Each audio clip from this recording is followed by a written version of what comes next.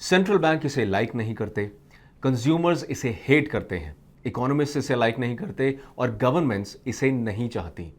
Fact ये है कि लगभग कोई भी हाई इन्फ्लेशन को लाइक नहीं करता। फिर भी इंडिया और दुनिया के सभी देश इसे फेस कर रहे हैं। हाई और राइजिंग इन्फ्लेशन हमारे स्टैंडर्ड ऑफ लिविंग के लिए बड़ा खतरा बन रहे हैं। अब इन्वेस्टर के रूप में हम कई तरीकों से इन्फ्लेशन के सामने एक्सपोज्ड हैं। इंटरेस्ट रेट में चेंज है, कंजम्पशन पैटर्न्स भी ओवरनाइट चेंज हो सकता है, ग्रोथ प्रोजेक्शन गलत साबित हो सकते हैं। ये सभी हमारे इन्वेस्टमेंट पोर्टफोलियो को नीचे ला सकते हैं। इसलिए इस वीडियो में हम कुछ ऐसे एसेट्स पर गौर करेंगे जिन्हें इन्फ्लेशन हेज के रूप में लेबल किया गया है, और ये समझेंगे कि क्या ये वास्तव में हमारे पोर्टफोलियो को डिफेंड कर सकते हैं या नहीं। लेकिन शुरू इससे करते हैं कि एक अच्छे इन्फ्लेशन हेज में क्या होना चाहिए। पहली बात, इसे हाई इन्फ्लेशन को तेजी से रिस्पॉन्ड करने में एबल होना चाहिए, और यह तब होता है जब एसेट अपने नॉमिनल रिटर्न्स को बढ़ा देती है। उदाहरण के लिए, क्या होगा अगर आपकी सैलरी फिक्स नहीं हो और आपको एक इन्फ्लेशन एडजस्टेड सैलरी मिले? इसका अर्थ हुआ, यदि इन्फ्लेशन एक एक्सेप्टेबल लेवल से आगे 5% बढ़ जाता है तो आपकी सैलरी भी 5% बढ़ जाती है। सुनने में थोड़ा इम्प्रैक्टिकल लगता है, लेकिन इन्फ्लेशन हेज में हम यही देखेंगे। एक अच्छे इन्फ्लेशन हेज का दूसरा कैरेक्टरिस्टिक्स ये है कि इसे डिफरेंट टाइम पीरियड, ज्योग्राफीज और इन्फ्लेशन रिजीम्स में भरोसेमंद तरीके से काम करना चाहिए। आप देखें, हम सभी इन्फ्लेशन को एक डिमांड लेड फिनोमिनन मानते हैं, यानी अगर किसी प्रोडक्ट के लिए अधिक डिमांड है तो प्राइस बढ़ जाता है।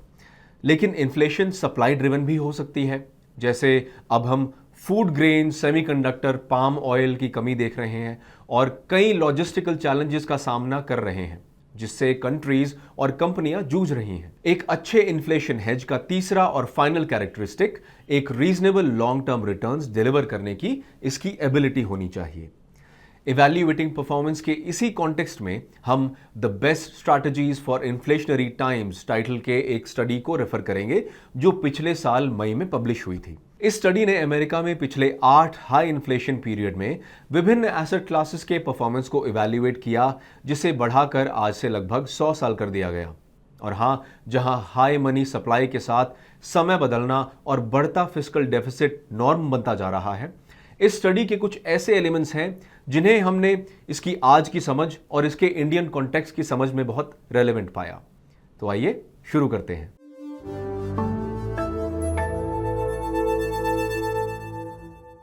स्टडीज के अनुसार, जिसका हमने अभी जिक्र किया था, एक एसेट क्लासेस के रूप में एनर्जी ने 8 हाई इन्फ्लेशन पीरियड में 41% का एवरेज रिटर्न डिलीवर किया, जिसने अमेरिका को 1926 से 2020 तक हॉन्ट करके रखा। और जबकि हमारे पास इंडियन इंडिसेस पर इतनी अधिक जानकारी नहीं है, निफ्टी का अभी हाल का परफॉर्मेंस निश्चित रूप से ऐसा ही ट्रेड एग्जिबिट कर रहा है, जिसमें निफ्टी एनर्जी इंडेक्स वर्ष 2022 में सभी इंडिसेस के बीच हाईएस्ट परफॉर्मर रहा है। अब हाई इन्फ्लेशन पीरियड के दौरान एनर्जी को पिक करना कोई पक्की बात नहीं है। आखिरकार एनर्जी ने इन 8 हाई इन्फ्लेशन पीरियड में से 3 में जरूर नेगेटिव रिटर्न दिया, लेकिन इसे देखने से सप्लाई ड्रिवन इन्फ्लेशन का पीरियड, याद रखें डिमांड नहीं बल्कि सप्लाई ड्रिवन इन्फ्लेशन का पीरियड, एनर्जी इन्वेस्टमेंट के लिए बेस्ट लगता है और यही इन्वेस्टर्स देखना चाहते हैं। लेकिन एनर्जी एज एन एसेट में भी शॉर्टकमिंग्स हैं। इसलिए जहां हाई इन्फ्लेशन पीरियड के दौरान रियल रिटर्न 41% का है, एनर्जी सेक्टर ने लो या मैनेजेबल इन्फ्लेशन पीरियड के दौरान 1% के नेगेटिव रिटर्न का एवरेज दिया। ये एनर्जी सेक्टर में इन्वेस्टमेंट को पूरे टाइमलाइन में केवल 3% का एवरेज रिटर्न देता है। तो जहां एनर्जी स्टॉक ने पिछले 1-1.5 वर्ष बहुत अच्छा परफॉर्म किया है, इनका निश्चित रूप से बहुत लॉपसाइडेड रिस्क रिवॉर्ड प्रोफाइल रहा है, जो कि हमारी राय में इस सेक्टर में एक moderate to long term thematic investment साबित होता है, जो रेगुलर इन्वेस्टमेंट करने वालों के लिए एक अननेसेसरी रिस्क है।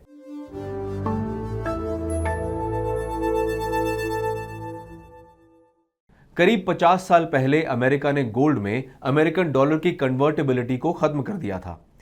यह एक कॉन्सिक्वेंशियल फैसला था, क्योंकि तब तक foreign central banks American dollar को प्रति आउंस $35 की फिक्स प्राइस पर गोल्ड में कन्वर्ट करने में सक्षम थे। इसने यूएस फेडरल रिजर्व पर एक स्ट्रिक्ट मॉनेटरी डिसिप्लिन इंपोज किया, क्योंकि मनी सप्लाई को इन्फ्लेट करने से ये अमेरिकन गोल्ड रिजर्व काफी बढ़ सकते थे। लेकिन 1971 से गोल्ड की कीमत लगभग 50 गुना बढ़ गई है और इसी प्रकार इन्फ्लेशन भी। और गोल्ड तथा इन्फ्लेशन के बीच यही स्पष्ट कोरिलेशन है, जिससे कई मानते हैं कि गोल्ड एक अच्छा इन्फ्लेशन हेज है। विचित्र बात यह है कि डेटा इस बात को सपोर्ट नहीं करता। आप देखें कि अगर गोल्ड एक अच्छा और कंसिस्टेंट इन्फ्लेशन हेज होता तो कंज्यूमर प्राइस इंडेक्स में इसकी कीमत का रेशियो पिछले कुछ वर्षों में रिलेटिवली स्थिर हो सकता था। बहरहाल, जैसा ये ग्राफ शो करता है, ये रेशियो पिछले 50 वर्षों के दौरान 1 के लो से 8.4 के हाई पर आ गया है। अब ये कहने के बाद गोल्ड ने हाई इन्फ्लेशन के टाइम में हाई परफॉर्मेंस डिलीवर करने के संकेत दिए हैं। गोल्ड ने 1970 के दशक में 130% का एवरेज रियल रिटर्न डिलीवर किया, जबकि उस समय अमेरिकन स्टॉक्स ने सालाना 12% का नेगेटिव रिटर्न डिलीवर किया। भारतीय कॉन्टेक्स्ट में और वर्ल्ड गोल्ड काउंसिल के अनुसार इन्फ्लेशन में प्रत्येक 1% की राइज पर भारत में गोल्ड की डिमांड 2.6% बढ़ जाती है, जो गोल्ड की कीमत को बढ़ा देती है और हाई इन्फ्लेशन के टाइम में एक रीजनेबल हेज के रूप में काम करता है। हमने कुछ और डेटा पर गौर किया और पाया कि जब इन्फ्लेशन रेट 8% से अधिक हो जाती है तो गोल्ड इक्विटी, बॉन्ड तथा ट्रेजरी रिटर्न को बीट करता प्रतीत होता है। लेकिन आश्चर्य की बात यह है कि वही डेटा यह भी कहता है कि जब इन्फ्लेशन रेट 18% या इससे ज्यादा हो जाता है तो गोल्ड का रिटर्न थोड़ा नेगेटिव हो जाता है, जो हो सकता है गोल्ड फ्यूचर्स, गोल्ड का होल्डिंग्स आदि को लेकर स्पेक्युलेटिव एक्टिविटी के कारण से हो। इसलिए रेगुलर इन्वेस्टर के नजरिए से गोल्ड को 2 तरीकों से देखा जा सकता है। पहला, आपके पोर्टफोलियो में कुछ गोल्ड का होना यूजफुल है, क्योंकि ये हाई इन्फ्लेशनरी पीरियड्स में प्रभावी तरीके से काउंटर एक्ट करता है, और इसलिए भी क्योंकि सोने का इक्विटी के साथ वीक कोरिलेशन है। दूसरा, लॉन्ग टर्म के लिए एक एसेट के रूप में गोल्ड को रखना जरूर एक रीजनेबल रिटर्न देता है, लेकिन इसके इक्विटी को बीट करने की उम्मीद नहीं होती। इसलिए ये एक और पॉइंट है जिसे ध्यान में रखने की जरूरत है।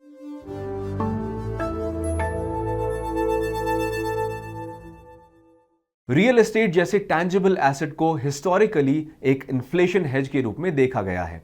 ऐसा इसलिए क्योंकि इसका वैल्यू इन्फ्लेशन के साथ बढ़ता है, और ऐसा होने के कई कारण हैं। सबसे पहले ये एक फैक्ट है कि रियल एस्टेट एक इनकम जनरेटिंग एसेट है, और जब इन्फ्लेशन बढ़ता है तो इन्वेस्टर ऐसे सेफर एसेट्स की ओर जरूर बढ़ते हैं। दूसरी ओर, जैसा कि हम गोल्ड या कमोडिटीज के साथ देखते हैं, स्कार्सिटी फैक्टर है, क्योंकि काम करने के लिए केवल लिमिटेड अमाउंट में रियल एस्टेट है। और तीसरी बात, ओवरऑल प्राइस में वृद्धि को मोस्ट सर्कमस्टांसेस में टेनेंट पर डाला जा सकता है, जो प्रॉपर्टी के यील्ड को प्रिजर्व करता है। बहरहाल, चाहे कोई प्रॉपर्टी की खरीद करता है या रियल एस्टेट इन्वेस्टमेंट ट्रस्ट के जरिए इन्वेस्ट करता है, वो हाई रियल रिटर्न ऑफर नहीं करता, जो हमने प्रीवियस सेक्शंस में एनर्जी और गोल्ड के साथ देखा था। वास्तव में अमेरिकी डेटा से पता चलता है कि रियल एस्टेट पर इन्फ्लेशन एडजस्टेड रिटर्न केवल रीजनेबल लिमिट्स में है, और कई मामलों में वास्तव में ये कुछ हाई इन्फ्लेशनरी पीरियड्स में नेगेटिव हो जाते हैं। यहां ये data specifically residential real estate के लिए है, और हमारी रिसर्च के हिसाब से कमर्शियल रियल एस्टेट के साथ रिटर्न थोड़ा बेहतर है। लेकिन हमने इसके लिए काफी सबूत नहीं पाया कि रियल एस्टेट को एक इन्फ्लेशन हेज के रूप में टैग कर दिया जाए। और जब हम इस फैक्ट को जोड़ते हैं कि ये सेक्टर मासिव बूम और बस्ट साइकिल से गुजर रहा है, तो रिस्क रिवॉर्ड रेशियो इन्वेस्टर्स के लिए थोड़ा लॉपसाइडेड हो जाता है।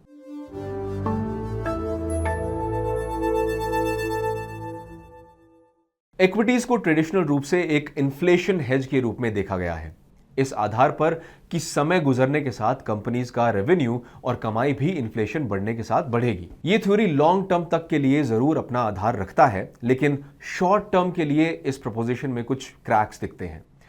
1947 के बाद अमेरिकी स्टॉक मार्केट डेटा पर इन्फ्लेशन बकेट्स की हमारी जांच से पता चलता है, हायर इन्फ्लेशन रिजीम जरूर नॉमिनल स्टॉक मार्केट रिटर्न को बढ़ाते हैं। बहरहाल, रियल बेसिस पर इन्फ्लेशन जरूर इक्विटी रिटर्न को नुकसान पहुंचाती है जब ये 10% के मार्क को पार कर जाती है। अब अलग अलग सेक्टर इन्फ्लेशन को हैंडल करने में अलग अलग तरीके से परफॉर्म करते हैं। उदाहरण के लिए यहां उन सेक्टर्स की लिस्ट है जो आमतौर पर अच्छा करते हैं और तब उतना अच्छा नहीं करते जब हाई इन्फ्लेशन का समय होता है, यानी इन्फ्लेशन 10% के मार्क के करीब होता है। तो हां, अगर आप एक लॉन्ग टर्म इन्वेस्टर हैं तो आपका इक्विटी इन्वेस्टमेंट शायद और अच्छे तरीके से इन्फ्लेशन को बीट कर देगा। लेकिन अगर आप अधिक टैक्टिकल हैं तो आप उसमें इन्वेस्ट करने पर विचार करने से पहले स्पेसिफिक सेक्टर्स में और अधिक रिसर्च करें।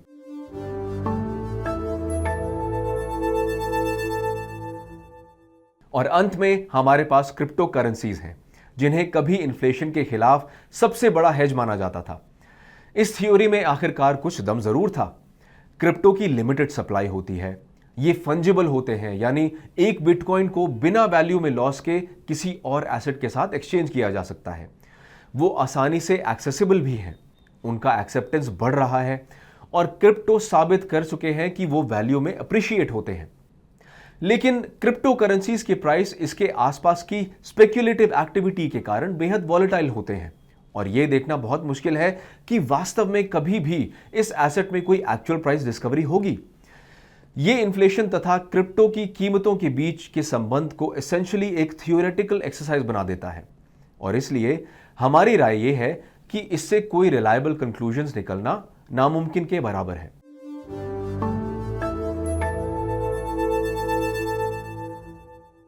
दो 2021 की best strategies for inflationary times पर की गई स्टडी में पाया गया कि कमोडिटीज, एनर्जी और विशेष रूप से गोल्ड हाई इन्फ्लेशन के खिलाफ बेहतर हेज साबित हुए हैं।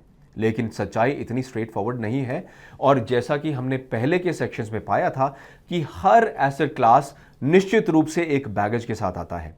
उदाहरण के लिए गोल्ड के मामले में हम ईटी मनी चैनल पर पहले की वीडियो से जानते हैं कि गोल्ड 8 से 9 तक का moderate long term returns offer करता है। हालांकि कई वर्षों तक ऐसा भी समय रहा जब गोल्ड प्राइस बिल्कुल नैरो रेंज में ऑपरेट होते रहे और उस पर इन्फ्लेशन लेवल्स का कोई प्रभाव नहीं पड़ा। इसी प्रकार कमोडिटी सुपर हाई पीक्स और सुपर लो ट्रफ्स के साथ मैसिव साइकिल से गुजरती है और इनमें से किसी को भी टाइम करना बहुत कठिन हो जाता है।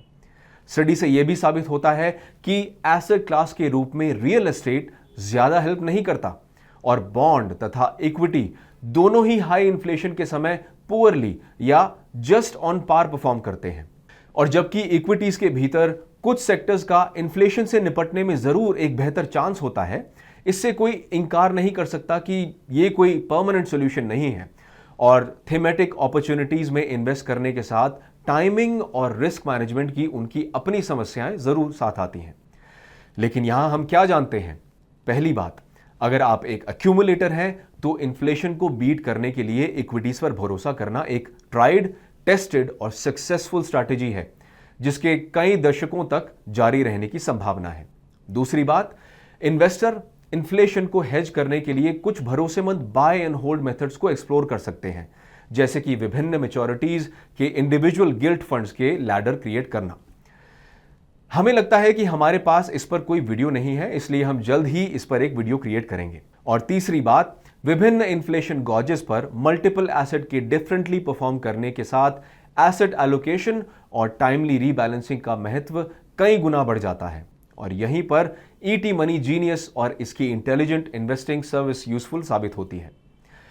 अगर आपने जीनियस को ट्राई नहीं किया है तो इसे ईटी मनी ऐप और वेबसाइट पर चेकआउट करें और इसके बारे में और जानकारी लेने के लिए इन वीडियोस को अंग्रेजी और हिंदी में देखें, जिसका लिंक इस वीडियो के डिस्क्रिप्शन में उपलब्ध है। और इसी के साथ हम इस वीडियो के अंत में आते हैं। याद रखें, हाई इन्फ्लेशन का कोई फैन नहीं है और जो ऊपर जाता है वो नीचे भी आता है। उम्मीद है कि आज हमने जो कुछ डेटा प्रेजेंट किया है वो आपको बेहतर ढंग से पिक्चर दिखाने में मदद करेगा और चूंकि इन्फ्लेशन हमारे रिसर्चर्स के लिए हमेशा से डिस्कशन का टॉपिक रहा है, हम श्योरली आगे आने वाले हफ्ते में इस पर एक और अपडेटेड कंटेंट पोस्ट करेंगे। समय निकालने के लिए धन्यवाद। इस वीडियो को जरूर लाइक करें और मैं अगले हफ्ते एक और इंसाइटफुल वीडियो के साथ आपसे मिलने की उम्मीद करता हूं। Mutual fund investments are subject to market risks. Read all scheme related documents carefully.